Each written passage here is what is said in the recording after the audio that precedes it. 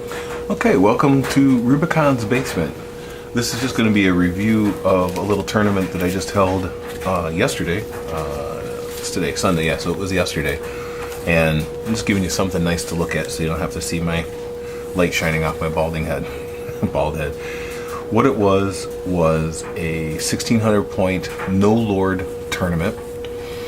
And there would be 3 games. And if there was a tie, I'll go over the points in a minute, but if there was a tie for first place, then there would be a playoff, so those 2 guys would play.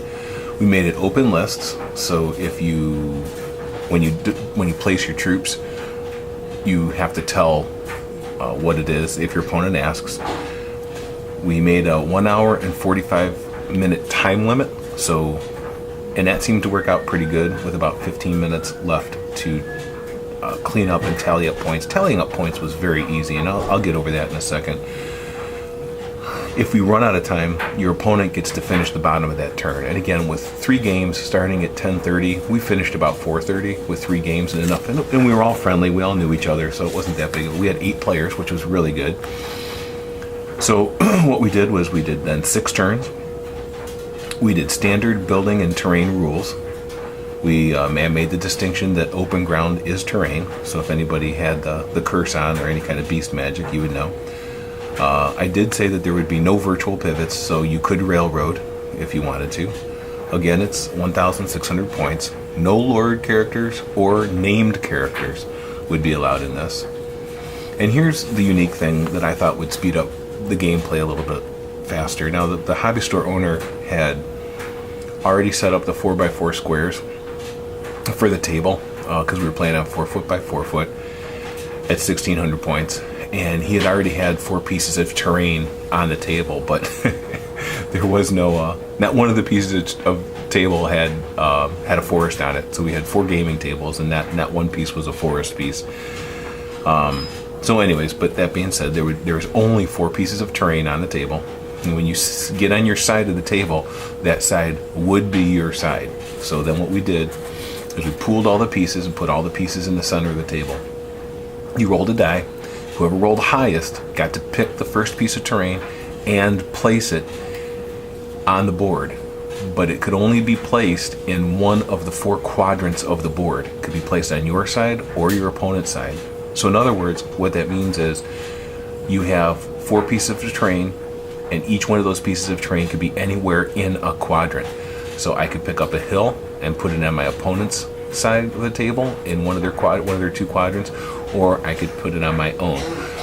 There were some games where I had a piece of terrain on my side of the table but pushed all the way up to the 24-inch line, and then they had a piece of terrain that was equally pushed up. So it is possible to have a lot of terrain side by side. Well, a lot meaning 2.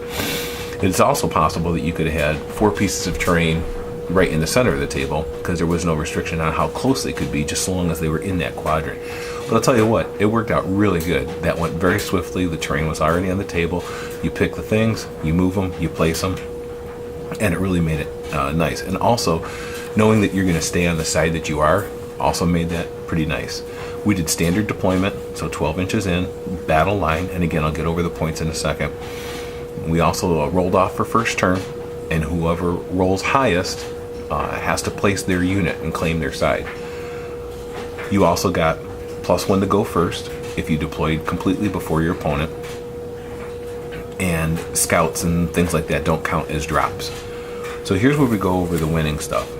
If you win is if you defeat your opponent by at least 100 points. So if you can defeat your opponent by 100 points, that classifies you as a win.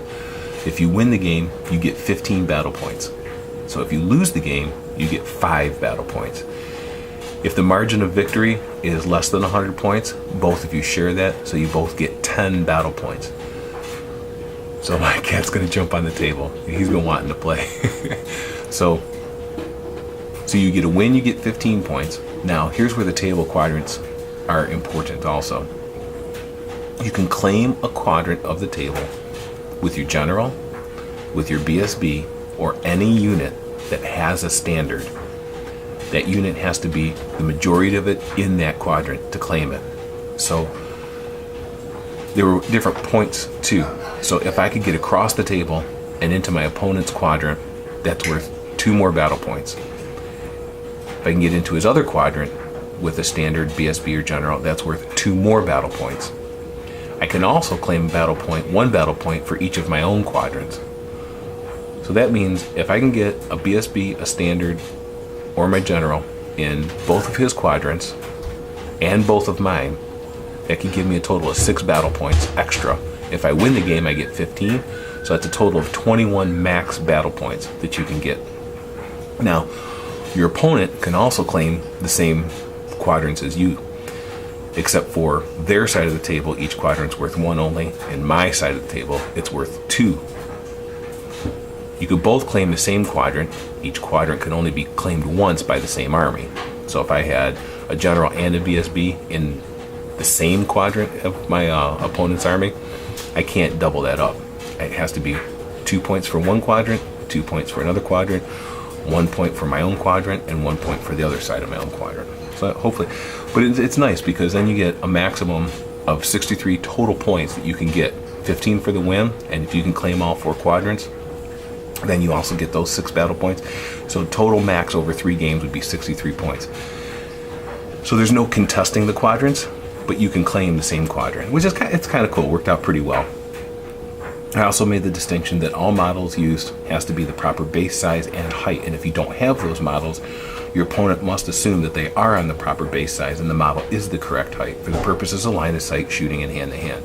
So in other words, I didn't want people coming in with a Chimera that was like the old Chimera that was only like 3 inches off the ground and on a 40 millimeter base. If you brought that model, you would have to let your opponent know that it's supposed to be on a chariot base and it's supposed to be about 7 inches tall.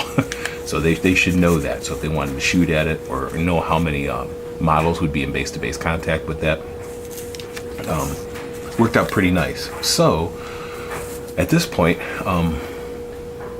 I didn't record any of the battles. So what I did today is I had my son come down and go over some of the battles very swiftly, with what might have happened and what did happen and what could have happened. Just really quick battle reports of what happened. And I'm using a lot of proxies. So if you don't want to watch that, there's a disclaimer right now. I appreciate that. And so I'm just being upfront. They're very swift, very happy. But there were some funny things, like when my demi-griffs ran into a hell pit, and there's that battle that was fought. What a crazy thing that was. And there's some white lions that failed like 6 charges or 4 charges in a row against a Hellblaster, and there's the Frost Phoenix battle with the Luminarch and stuff. Anyway, so it's kind of entertaining, but I don't know if you're going to want to enjoy it, watching that or not, but I'm going to post it just in case you do. But what I'm going to give you now at this point is I'm going to tell you who played and what the battle points were. So we had, out of 8 players, we had 2 Ogre players, we had 2 Empire players, we had an Orc and Goblin, a Dark Elf, a Skaven, and a High Elf. And out of those, let's see, out of a possible 63 battle points, Steve Jr., who comes to the basement to play, he actually won the whole tournament. He had 57 battle points, and he played Ogres. Very similar to the Ogre list that he saw in the tourney prep for this, except for he added a bunch more Man-Eaters, and he added some of those Gorgers that come on randomly. Now, his game went so fast that he actually wound up playing. His first game was against another Ogre player that had almost an identical list, and Steve just completely crushed him in the first game, picking up 19 battle points. And then he had so much time left over because of the way their armies were that they actually got a second game in. And of course, his opponent then crushed him, but the first game is what got recorded. So, and it's a side note here. Steve Jr. came in first with 57 battle points. The last game that I played against High Elves, I made a stupid mistake with my general, and I thought I was behind on points when I really wasn't. And I thought I needed to kill a unit of 10 archers to get the victory so I can get 15 points. And the whole time, Steve's watching my battle thinking, if I draw this game, he's got the tournament won. If I win the game, then I win the tournament. So if I draw, I lose the tournament by 3 points, and if I win the tournament by 2 points. So yeah, so he's watching it. He got antsy. He had to go outside for a smoke. But yeah, I stupidly charged my general into a bunch of archers, and I think I wrongly gave him rerolls to hit because my general was initiative 5, and Yeah, but anyways, he one of the archers, I failed my 1-up armor save. He had like I think two hits, 2 wounds, and yeah, I failed a 1-up armor save, and my guy already had 2 wounds on my Capticus, and so he died. By him dying, I lost that battle. I needed to kill those archers and have my guy live to be able to swing that to a victory for me, and I didn't. So he wound up, the guy I was playing wound up winning, not by 100 points, but enough to make it a draw. So Steve Jr. won with 57 battle points. He played Ogres. I came in second with 54 battle points. I played Empire. A friend that's just getting back into the hobby, hasn't been in the hobby for a long time, I played him also. His name is Chapin. He played High Elves. He came in third with 48 battle points. Then a new player that I haven't played before, her name is Caitlin, a girl. She's playing Skaven, and I did play her in the tournament. So I played the 3rd place guy, High Elf guy, to a draw. The 4th place person, Caitlin, played Skaven. I played her in game 2. She had 42 battle points. Then there was another Ogre player. He had 35 battle points. Then there was an Empire player with 28 battle points. Then there was a Dark Elf player with 25 battle points. And then there's Renato. You know Renato. I played him in game 1. He had the craziest list. I thought our game would never end. So just for shits and giggles, you probably should watch at least that battle so that you can see how crazy his army was. Just, it's a Renato army. It's you know, it's how he plays. But he actually wound up losing every single game and got minimum points every single time. So he had 15 battle points. He played orcs and goblins. Well, I should say he played goblins. He had no orcs in his army whatsoever. So that was how it went. And like I said, I did the other battle reports to show you. And again, they're all proxied. They're all quick. They're all move this over here, move that over here. This is about what happened. This is kind of what happened. But just to give you an idea of kind of what the armies that I faced look like. I don't have the other lists, so I don't really know what the other armies have. But I do know that both Ogre players, their lists were almost identical. I think one had 4 Morn Fangs, and the other army had 3 Morn Fangs. One had like 4 Man-Eaters, the other one had like 5 Man-Eaters. One had a unit of 12 Ogre Great Weapon guys, the other guy had a unit of 8. So they were very similar, and I don't have their list, but it would be kind of cool to get them and go over. But I'm not sure how long this ramble was. But so if you're doing a 1600 point battle, doing on a 4x4 table, 1 piece of terrain per quadrant worked really, really well. I'm not sure how the battle points worked out, but they were disparaging enough with all the extras that we had a 57, a 48, I'm sorry, 57, 54, 48, 42, 35, 28, 25, 15. It worked out good. There were no ties, which is what I wanted. You had to play for all those extra bonus points. Yeah, so even if you won all 3 of your games, but did not claim any extra battle points for the quadrants, then the max you're going to get is 45. So you couldn't wipe somebody out and, you know, go like a 20-0 and completely win the game without hit. So you really had to think about picking up those extra quadrants and those extra things so that you can get even more. Because like Steve Jr. had 57. So that's awesome. So that means he must have picked up extra battle points, because he won all 4 games for 45 points and still wound up picking over 3 games, 12 more battle points by taking different quadrants in that.